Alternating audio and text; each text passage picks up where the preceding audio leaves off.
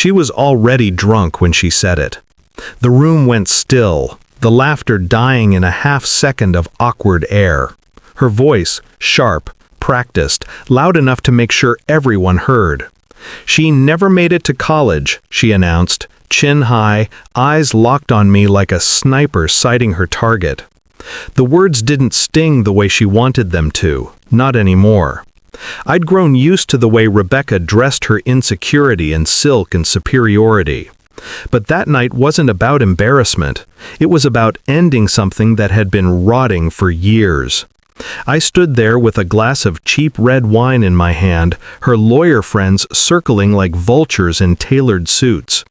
They looked from her to me, the HVAC tech in work boots and flannel, like I'd wandered into the wrong house. Maybe I had. But she was the one who invited me. I smiled. "That's true," I said quietly. "College wasn't for me." Then her boss, an older man with salt and pepper hair and the calm confidence of someone used to power, set down his drink. "Wait," he said, "your sister is Olivia Turner?" Rebecca blinked, her smirk faltering. "Yes, why?"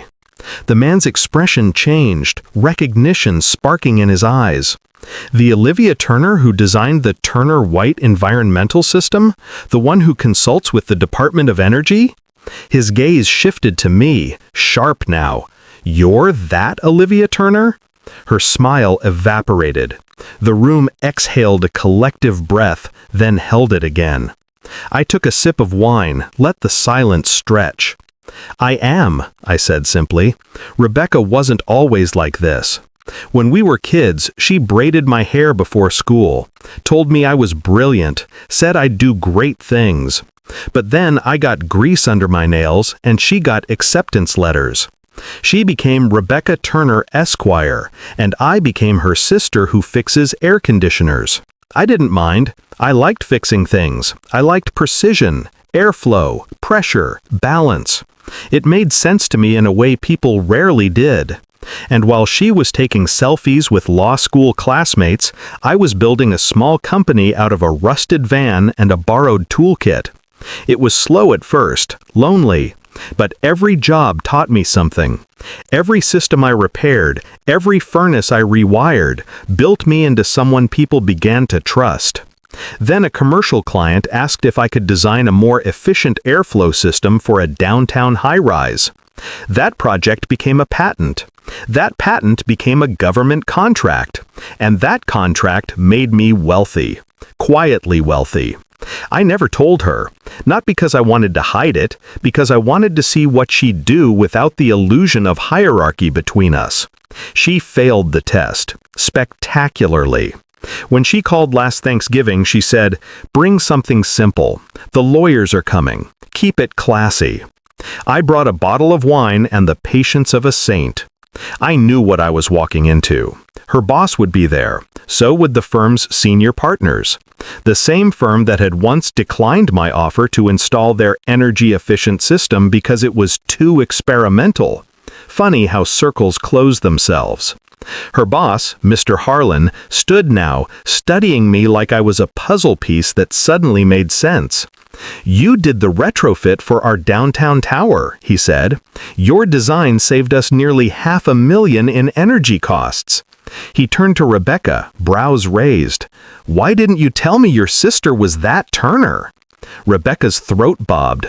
I didn't realize." Her voice cracked on the last word. He smiled politely, but the edges of it cut. "Well, I suppose we'll be seeing more of her. The Department of Energy just recommended her firm for our sustainability audit. Impressive, Olivia. Very impressive." Rebecca looked like she'd been doused in cold water. She swayed, gripping the edge of the table, her perfectly manicured nails digging into the wood. No one looked at her. They looked at me, and for once, I didn't shrink. I left soon after, the sound of my boots echoing down her marble hallway. Outside, the November air was sharp, clean. I didn't feel triumphant, not exactly, just balanced. She'd spent years polishing her image, building her reputation on glass and envy. I'd built mine quietly, in basements and crawl spaces where no one bothered to look. She mistook silence for failure. That was her mistake. When my phone buzzed later that night, it was Mr. Harlan's assistant. They wanted a long-term consulting partnership. I accepted. Now, every time I drive past her firm's tower, I look up at the glowing lights humming through the vents I designed. Air she breathes because of me. A system she once mocked me for understanding. And when people ask about my sister, I tell them the truth. She's a lawyer, I say. She never made it to humility. Then I get back to work, quietly, efficiently, letting the air move exactly where I want it to go.